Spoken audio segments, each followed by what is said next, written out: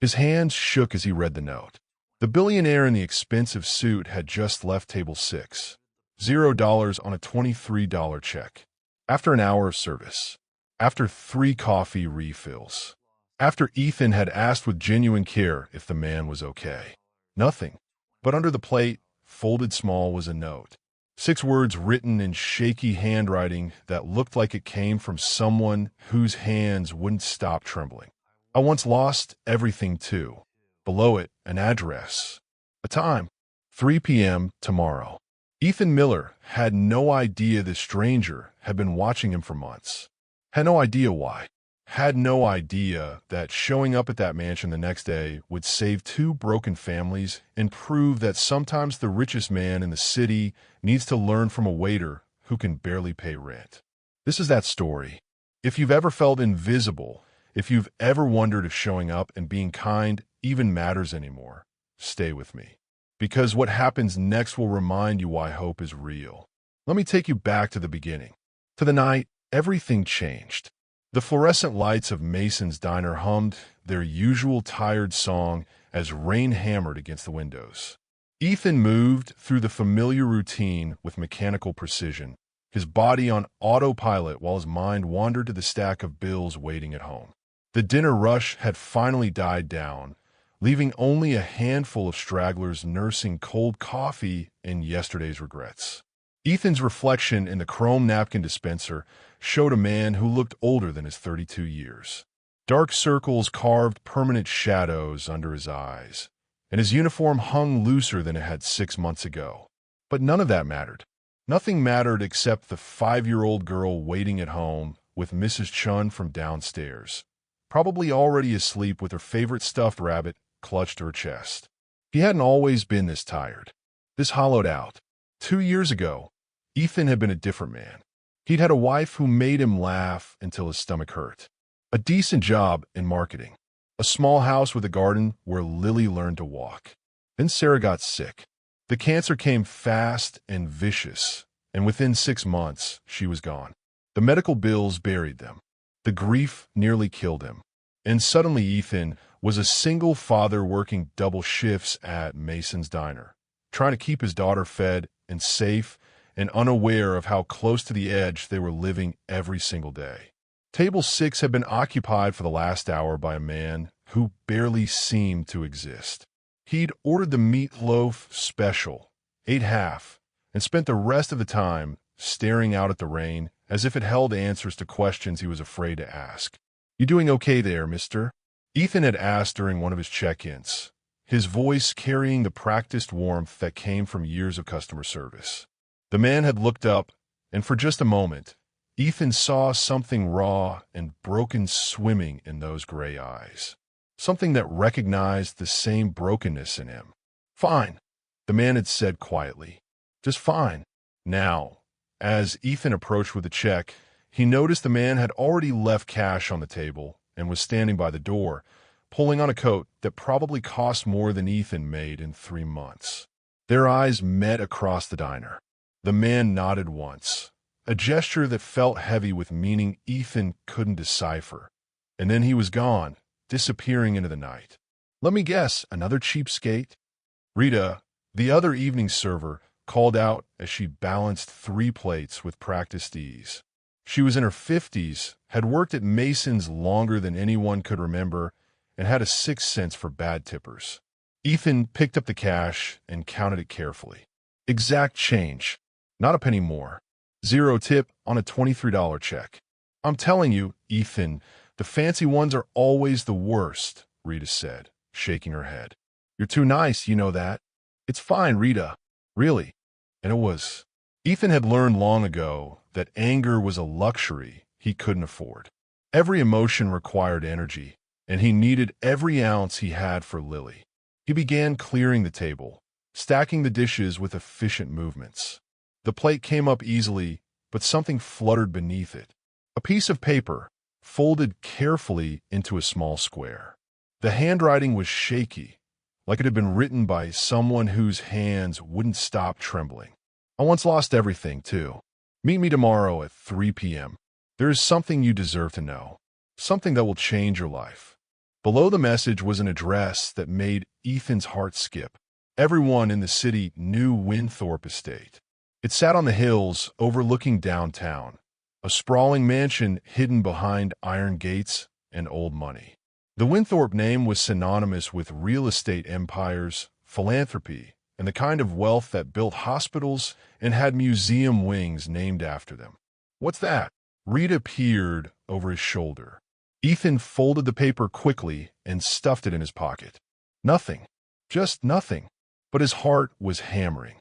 The handwriting spoke of desperation, of loneliness so profound it had weight. And those words, "I once lost everything, too." How did the stranger know? Ethan had never seen that man before tonight. At least, he didn't think he had. The rest of his shift passed in a blur. By the time he clocked out at 11, the note felt like it was burning through his pocket. The rain had softened to a drizzle, turning the city streets into black mirrors. Ethan's apartment was a 20-minute bus ride away, in a neighborhood that real estate agents politely called emerging and everyone else knew was just poor. But it was clean, relatively safe, and most importantly, it was theirs. He and Lily had moved here after Sarah died, unable to stay in the house that still smelled like her perfume. Mrs. Chun was dozing on the couch when he let himself in. "Oh, Ethan, you're home," she said, waking with a start. Lily was an angel as always. She had dinner, did her homework, and I read her 3 stories before bed. That child could negotiate with the United Nations. Ethan smiled genuinely for the first time all night. She gets that from her mother. After Mrs. Chun left, he stood in the doorway of Lily's room, watching his daughter sleep. She was sprawled across the bed in that boneless way only children could manage, one arm hanging off the edge, her rabbit tucked under her chin. On the nightstand sat a photo, Sarah on their wedding day, radiant and alive and so full of future. Lily had drawn hearts around it in crayon. Ethan's throat tightened.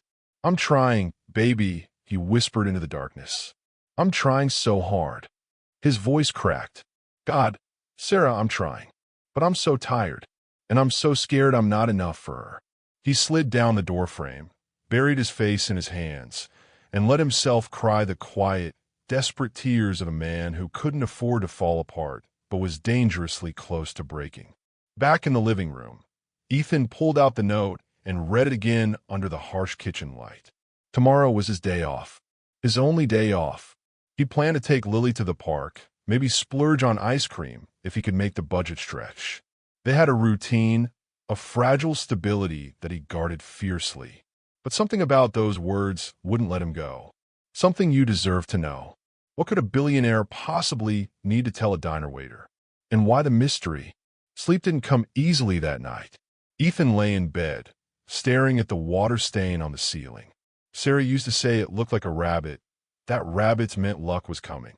He'd stopped believing in signs the day the hospital called to say they'd done everything they could. That the cancer had been too aggressive, too fast, too cruel.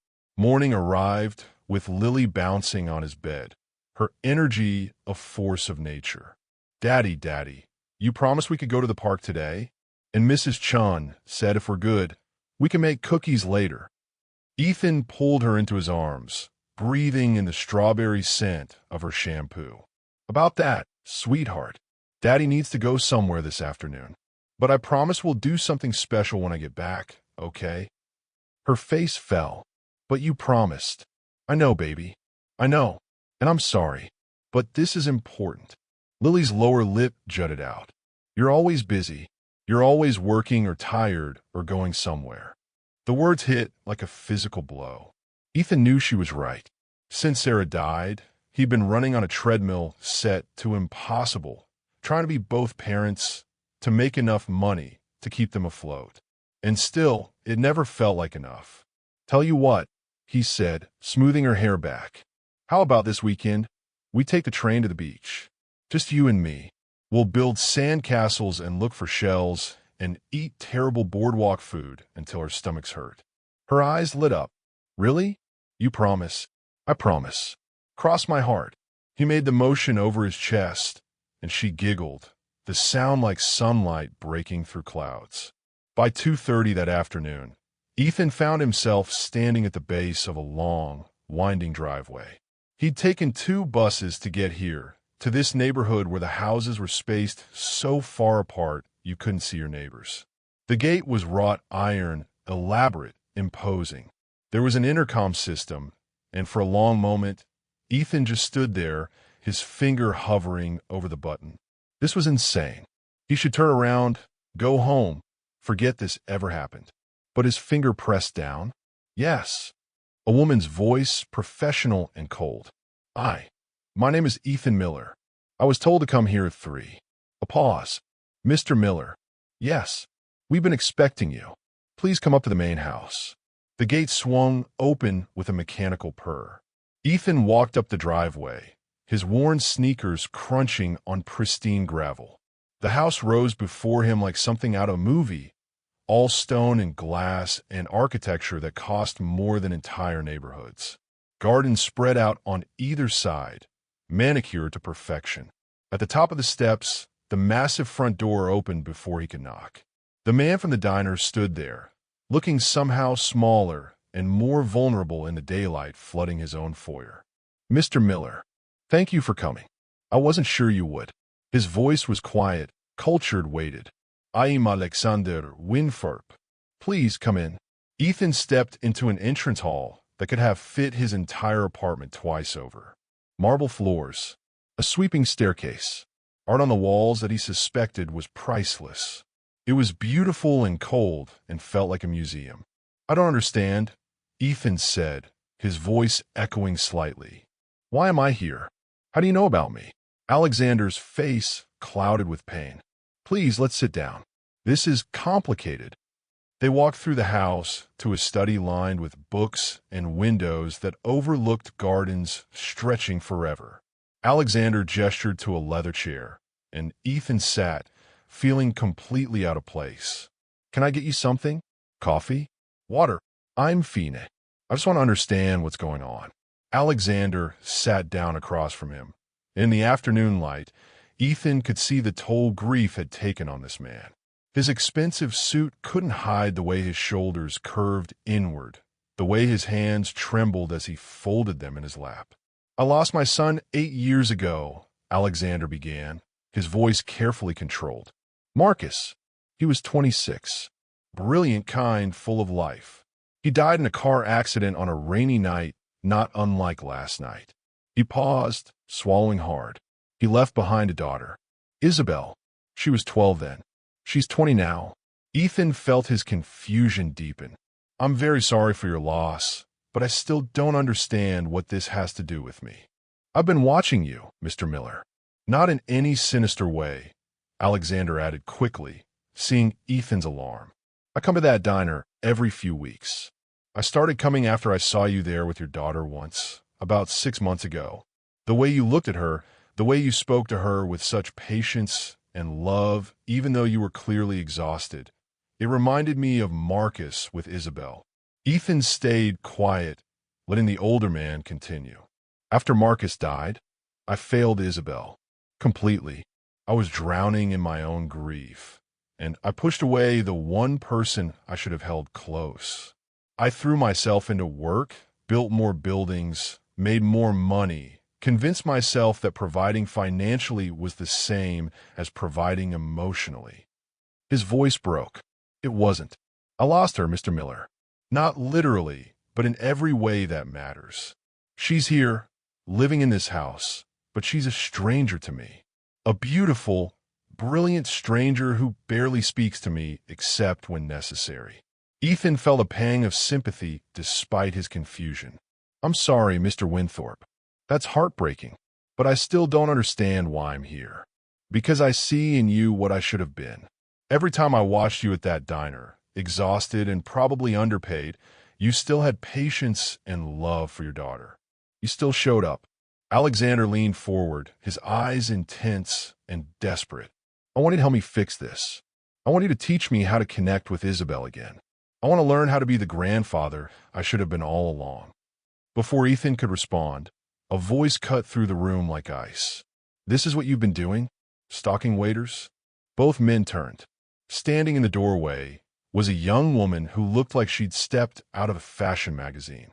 Dark hair pulled back severely, designer clothes that probably cost thousands, and eyes that held a lifetime of hurt masked as anger. This had to be Isabel. "Isabel, please, let me explain." Alexander stood, his voice pleading. "Explain what?" "That you've been so desperate to fix your guilt that you've resorted to bringing strangers into our home? That somehow this man is supposed to magically teach you how to be a father? Or a grandfather? Which role are you failing at today?" Her words were sharp, designed to wound, but Ethan heard the pain underneath. He recognized it because he wore the same armor every day. Ethan stood. "Maybe I should go." "No," Alexander said firmly. "Please, Mr. Miller, stay." "Why should he stay?" Isabel's voice was brittle. "What could he possibly offer us? What could some random waiter teach you that 8 years of therapy and self-help books couldn't?" "The truth," Ethan said quietly, surprising himself. Both Winthorpes turned to look at him. "The truth is that I have no idea how to help you. I'm barely keeping my own life together. I work double shifts at a diner to keep a roof over my daughter's head. I live paycheck to paycheck. Half the time, I feel like I'm failing Lily in 1,000 different ways." He took a breath, meeting Alexander's eyes. "But you're right about one thing. I do show up. Not because I'm some perfect father, but because she's all I have. When my wife died, Lily became my reason for breathing. So yeah, I'm tired and broke and scared most of the time, but I show up because the alternative is unthinkable." The room fell silent. Isabel's expression shifted, the anger cracking slightly to reveal something softer underneath. "Your wife died?" she asked, her voice losing its edge. 2 years ago. Cancer. It was fast and brutal, and it took the best person I've ever known." Ethan felt a familiar ache in his chest. "So I understand loss, Ms. Winthorpe. Maybe not the same way you do, but I understand how it can hollow you out and leave you wondering if you'll ever feel whole again." Isabel walked further into the room, her movements careful, controlled. She sat down in a chair near the window, sunlight catching in her dark hair. For a moment, she just looked at him, really looked at him, and Ethan saw past the designer clothes and perfect makeup to the girl underneath who was still grieving. "How old is your daughter?" she asked softly. 5. Her name is Lily. My mother died when I was 7. Cancer too." Isabel's voice was barely above a whisper now. "Then my father died 5 years later in that accident. And then," she glanced at Alexander, and the look was full of years of accumulated hurt. "Then I had a grandfather who turned into a ghost." Alexander flinched as if physically struck. "Isabel, I'm not trying to hurt you," she interrupted. "I'm just stating facts. After Dad died, you disappeared into your work. I had nannies and tutors and drivers and every material thing I could possibly want, but I didn't have you. I spent my teenage years in this massive house, feeling like an orphan, while my only living family member was 3 doors down his office, too buried in spreadsheets to notice I was drowning." A single tear rolled down her cheek, and she wiped it away angrily, as if crying was a weakness she couldn't afford.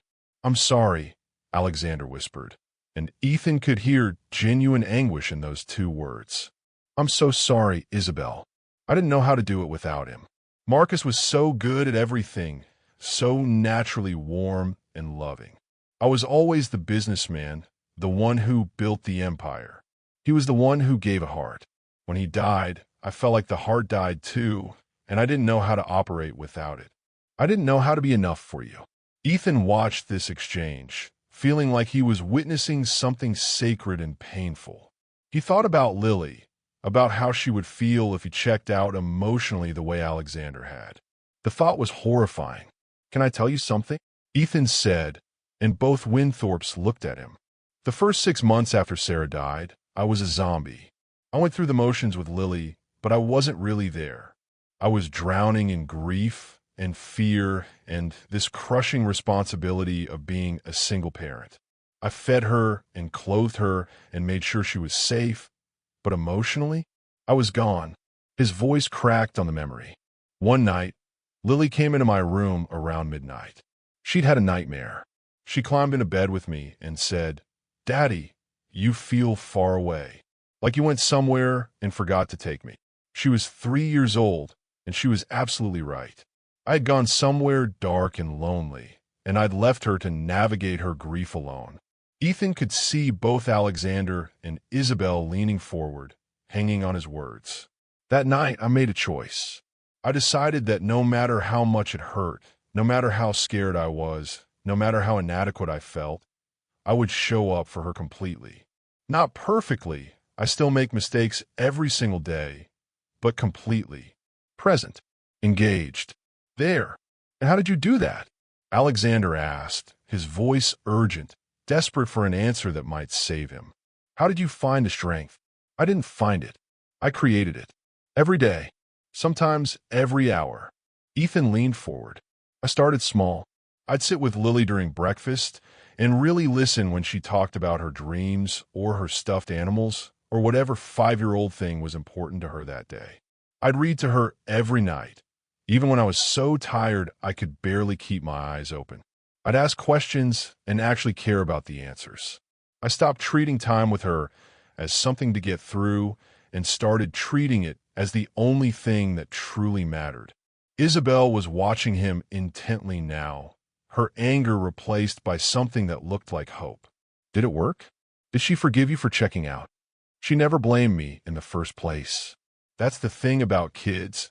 They're incredibly forgiving if you're willing to try. She didn't need me to be perfect or have all the answers.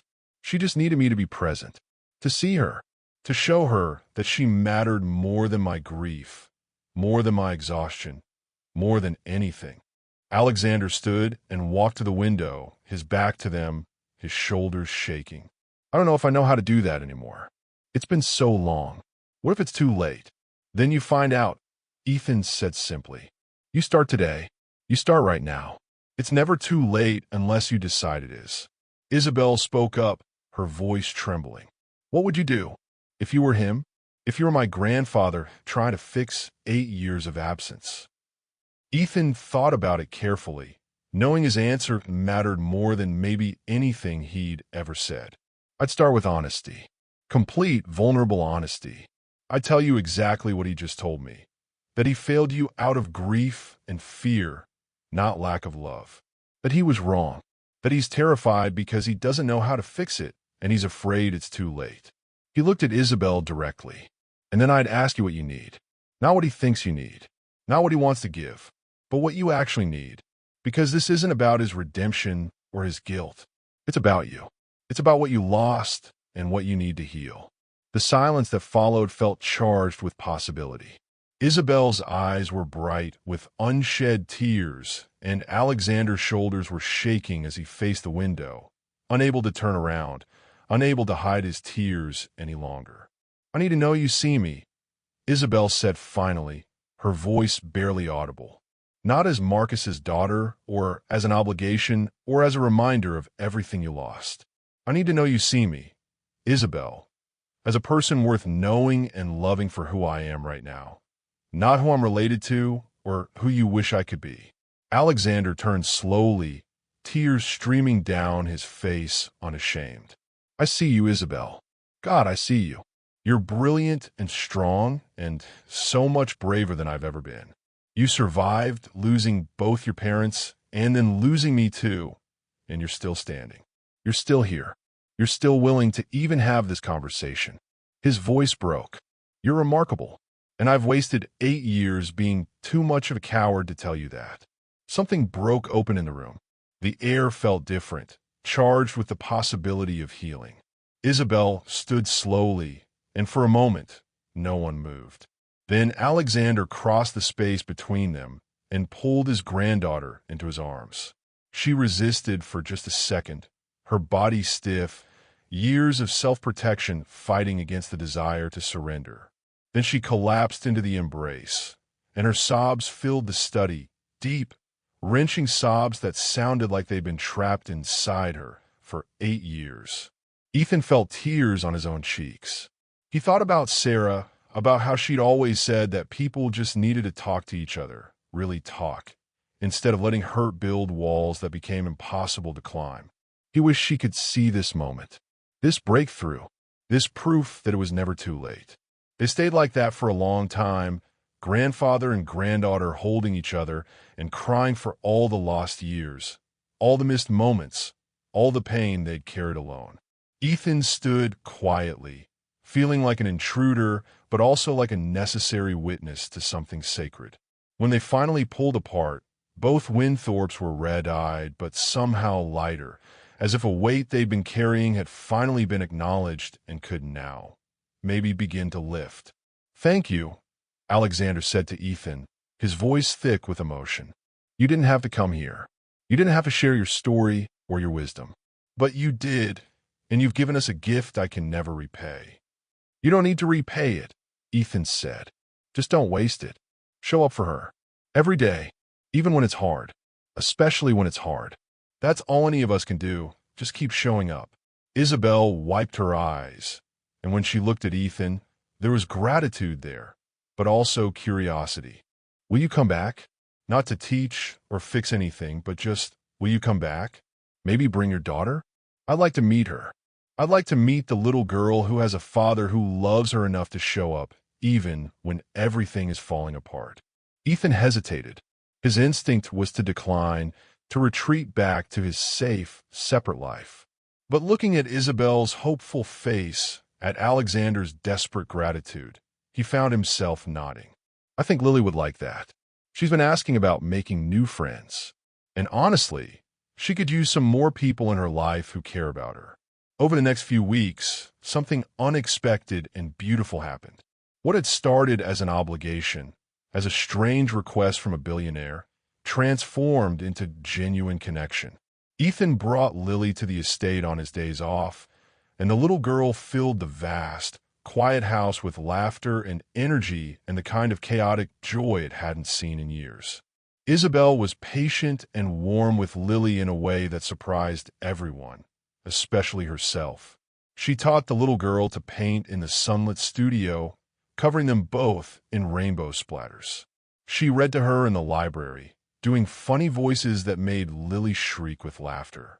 She pushed her on the elaborate swing set that had been installed for Isabel as a child, but had sat and used for over a decade.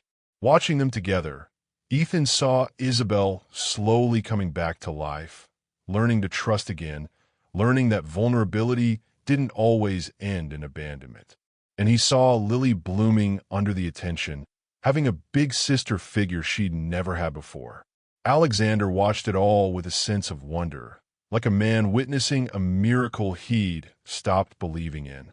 He was awkward at first, unsure how to talk to a 5-year-old or how to bridge the canyon of years with his adult granddaughter. But he tried. He showed up to the painting sessions and asked questions. He pushed Lily on the swings, his laughter rusty but genuine. He asked Isabel about her life, her dreams, her thoughts on everything from art to philosophy, to what she wanted for her future.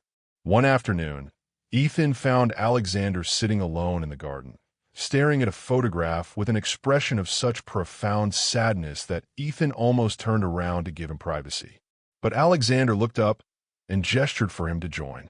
"That's Marcus," Alexander said, holding out the photo. It showed a young man with Isabel's eyes and a smile that lit up the entire frame. "He was everything good about our family, everything I wasn't. He'd be so proud of Isabel, of who she's become despite my failures.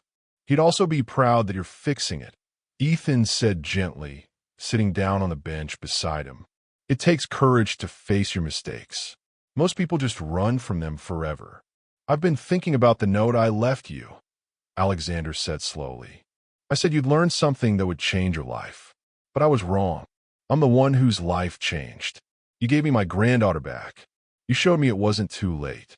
You gave me hope when I'd forgotten what that word even meant." Ethan shook his head. "You gave yourself your granddaughter back. I just pointed out that the door was still open. You're the one who had the courage to walk through it. You're the one showing up every day and doing the hard work. Still," Alexander pocketed the photograph carefully, "I want to do something for you. Please, don't refuse out of pride. I know you're struggling financially. I know you work yourself to exhaustion, just to keep the lights on. Let me help. Let me set up a trust for Lily's education. Let me offer you a position managing one of my residential properties. Better hours, better pay, actual benefits. Let me do this.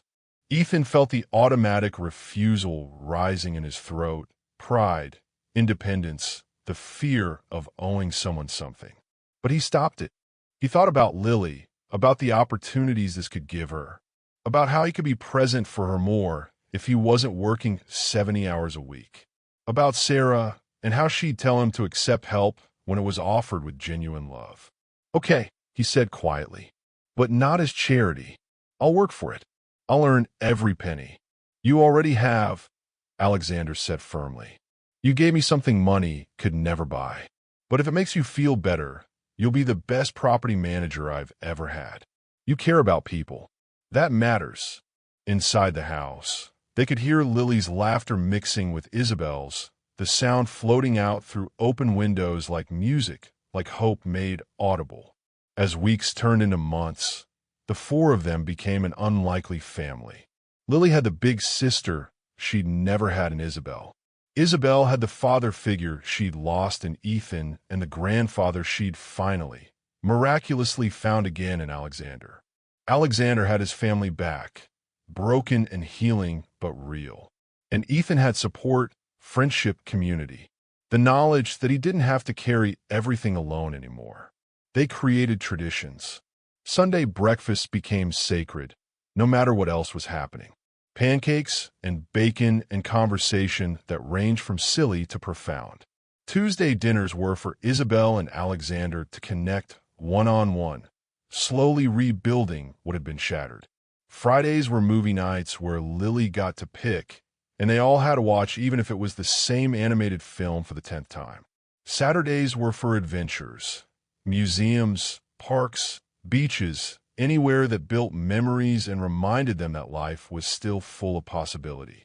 One evening, as they all sat in the garden, watching the sunset paint the sky in shades of orange and pink, Lily tugged on Ethan's sleeve with the seriousness she reserved for her most important observations.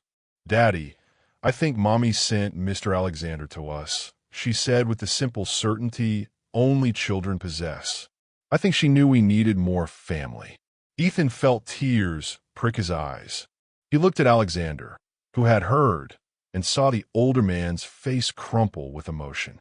"Maybe she did, sweetheart," Ethan said, his voice thick. "Maybe she did." Alexander placed a hand on Ethan's shoulder, his grip firm, grateful.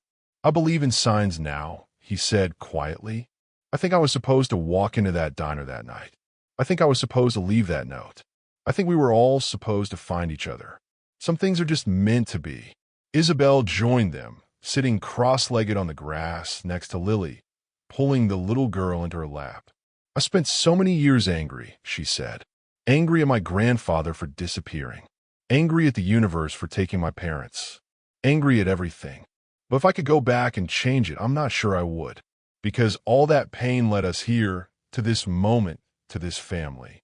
And this family is pretty incredible. Even though we're weird," Lily asked, giggling. "Especially because we're weird," Isabel confirmed, pressing a kiss to the top of Lily's head. Ethan looked at the three of them, his daughter, this young woman who'd become family, this billionaire who'd started as a mystery and become a friend. He thought about that note, about the $0 tip that had confused him, about every choice that had led to this moment. "Can I tell you all something?" Ethan said. "When Sarah was dying, she made me promise something. She said, 'Don't close yourself off. Don't let grief make you small.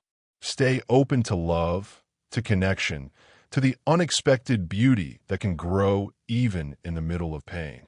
I thought I was keeping that promise by surviving and taking care of Lily. But I wasn't really living. I was just existing, just getting through each day."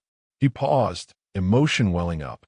"You all reminded me how to actually live, how to trust, how to let people in. Alexander, you took a chance on a complete stranger because you saw something that resonated with your own pain. Isabel, you took a chance on being vulnerable again after years of protecting yourself.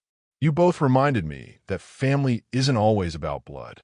Sometimes it's about choice, about showing up, about trying even when you're terrified. Alexander's voice was thick with emotion. I spent 8 years building walls, thinking money and success could fill the void Marcus left. I was so wrong. Connection fills the void. Love fills the void. Showing up fills the void. I can never get those 8 years back with Isabel, but I'm grateful for every single day I get from here forward. I'll never take another day for granted. Grandpa, Isabel said, and it was still new, that word, still fragile and precious. Alexander's breath caught every time she said it. I forgive you. I need you to really hear that and believe it. I forgive you. I spent so long holding on to anger because it felt safer than risking more hurt.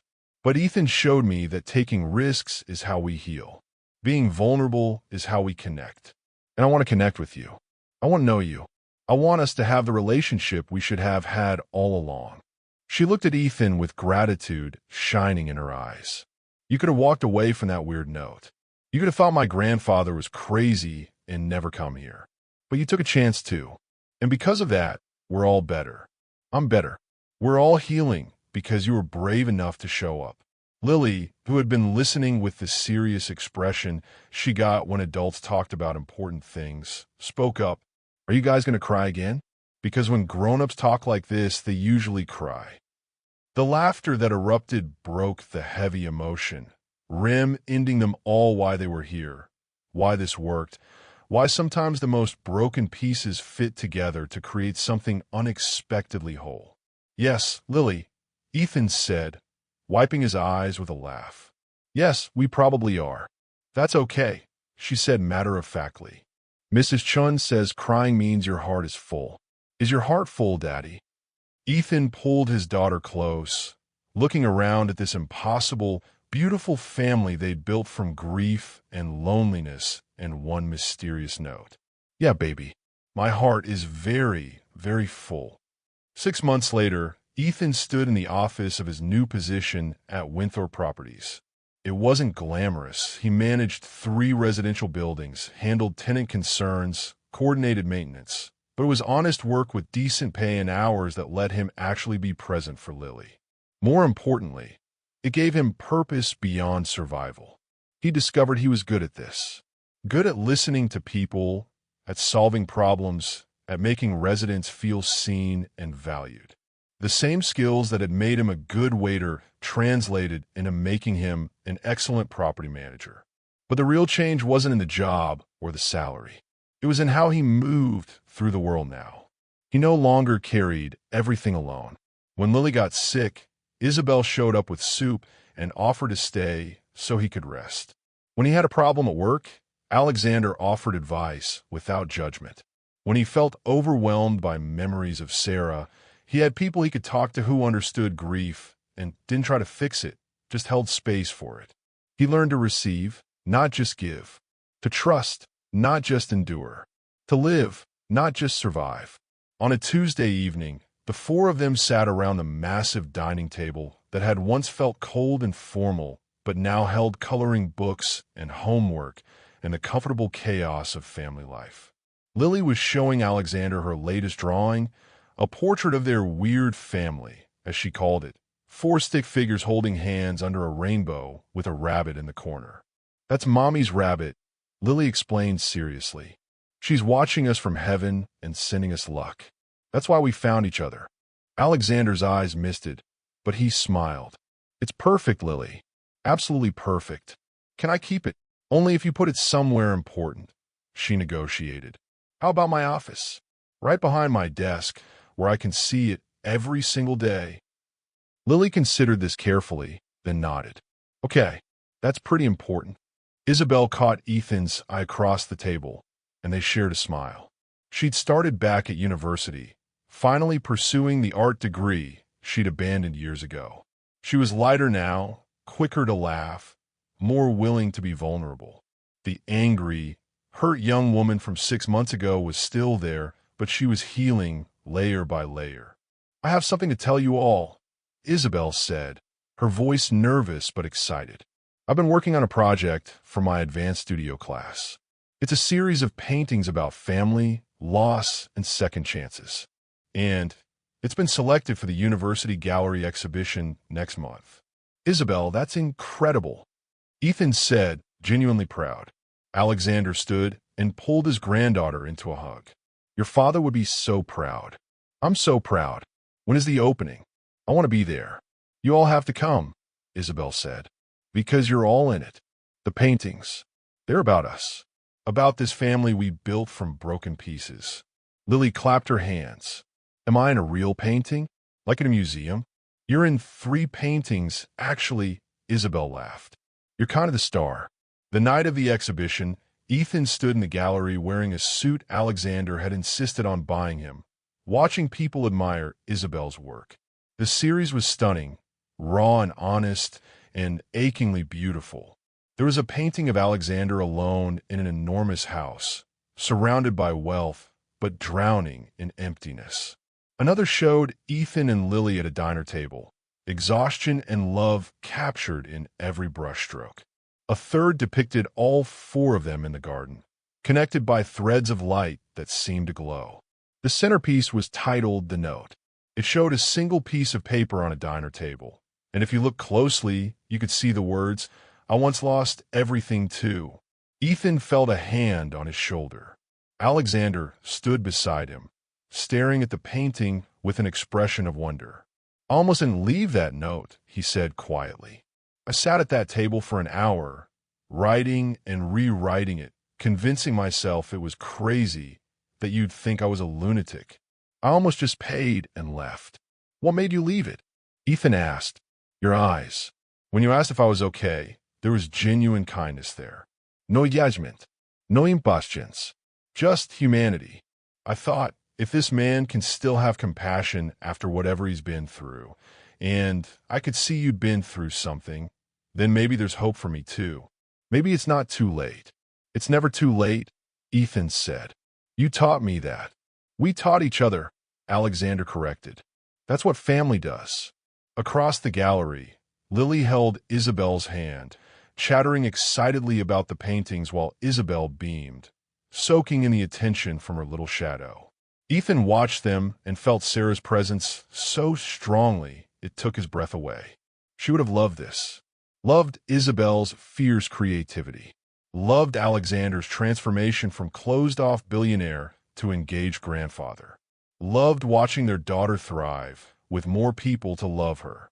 He whispered to the air, to her memory, to whatever part of her still existed in the universe. We're okay, Sarah. We're more than okay. You were right about staying open. Thank you for making me promise.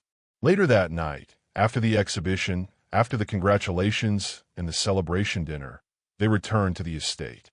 Lily had fallen asleep in the car, and Ethan carried her to one of the bedrooms that had been unofficially designated as hers. The estate felt like home now. Not his home. He and Lily still had their apartment, their space, but an extension of home, a place they belonged. He tucked Lily in, and when he turned around, both Alexander and Isabel were standing in the doorway. We have something for you, Alexander said.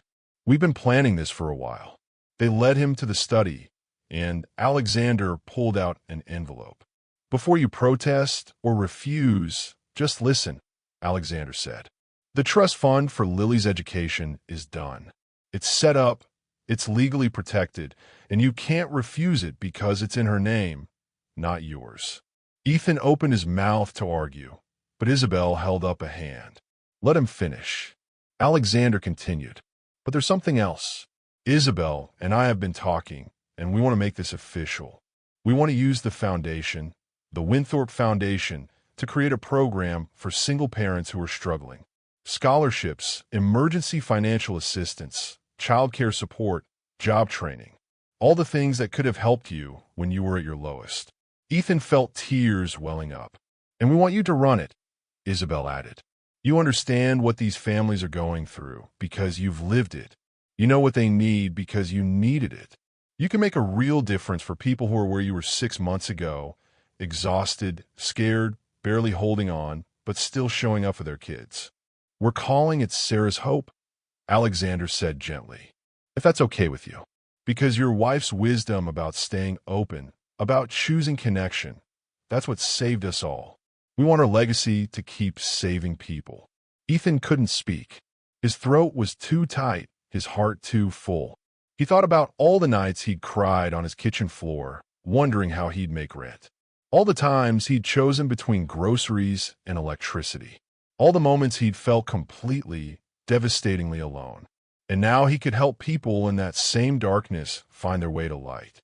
She would love that. He finally managed. She would absolutely love that.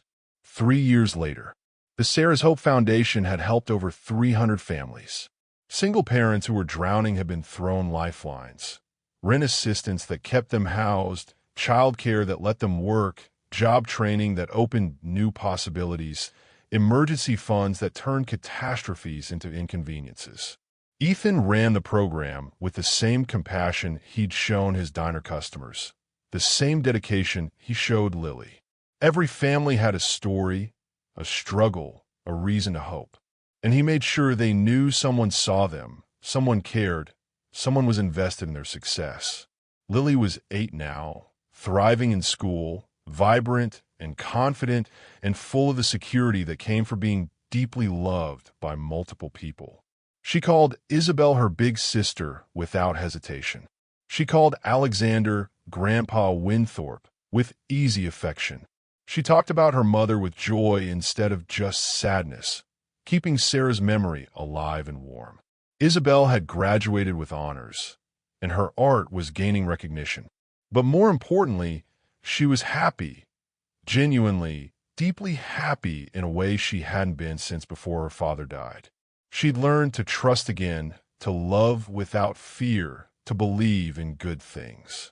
Alexander had transformed from a lonely billionaire hiding in work to a man who showed up for Isabel, for Lily, for Ethan, for the hundreds of families the foundation served. He learned that real wealth wasn't in his bank account, but in the relationships he'd rebuilt and nurtured.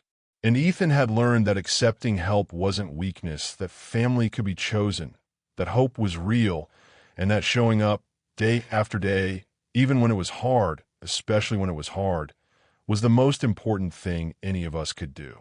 On the 3rd anniversary of the note, they gathered at the diner where it all began. Mason's diner hadn't changed. Same fluorescent lights, same tired booths, same menu that probably hadn't been updated in 20 years. Rita still worked there, and she nearly fainted when she saw Ethan walk in with a billionaire, a rising artist, and a beautiful 8-year-old. "Ethan Miller, you better tell me what's going on right now," she demanded, hands on her hips but eyes twinkling. So they told her. The whole story. The note, the meeting, the family they'd built, the foundation changing lives. Rita cried, of course. Then she hugged each of them fiercely and insisted their meal was on the house. They sat at table 6, Alexander's old table, and ordered too much food and laughed until their stomachs hurt. At one point, Lily asked the question she'd been pondering. "Daddy, what would have happened if Mr. Winthorpe left a tip? Like a normal tip? Would we still have found each other?" Ethan looked at Alexander, who smiled. "I left a different kind of tip that night," Alexander said. "Not money, but something more valuable. A chance, an invitation, hope. The best tip I ever received," Ethan agreed. As they left the diner that night, Ethan paused at table 6 and placed something underneath the plate. A note. Written in his own hand, it said, "If you're struggling, if you're barely holding on, if you think you're alone, you're not. Help exists. Hope is real. Keep showing up. Someone sees you." Below, it was the Sarah's Hope Foundation number. He'd been leaving these notes at diners and restaurants across the city for months now. Small invitations, quiet offers of help, messages of hope for people who might need to know they weren't invisible. Because he'd learned that sometimes the smallest gestures, a kind word and note under a plate, showing up when everyone watching this. If you're the person working double shifts and barely surviving, if you're the person eating alone and fighting tears, if you're the person who feels invisible, I see you. Your kindness matters. Your presence matters. The way you show up, even when it's impossibly hard, matters more than you know. Sometimes the people who look like they have everything are actually drowning. Sometimes a billionaire in an expensive suit is just as broken as a waiter counting pennies. Sometimes we all just need someone to see us, really see us, and remind us we're not alone. Show up. Stay kind. Stay open. Accept help once offered. Offer help when you can. Your life can change in a moment. A note. A conversation. A choice to be vulnerable instead of protected. Stay hopeful. You never know when your $0 tip moment is coming. When everything shifts and you realize you were never as alone as you thought. If this story touched your heart, if it reminded you that kindness matters and connection is real, do me a favor. Share it with someone who needs to hear it today. Hit that like button. Subscribe to this channel for more true stories about real people finding grace in impossible places, and leave a comment telling me about a time someone showed up for you when you needed it most. Your story matters. You matter, and you're not alone. Thank you for being here. Thank you for believing in second chances. Until next time, keep showing up. Keep being kind. Keep taking chances on connection. The world needs more people like you.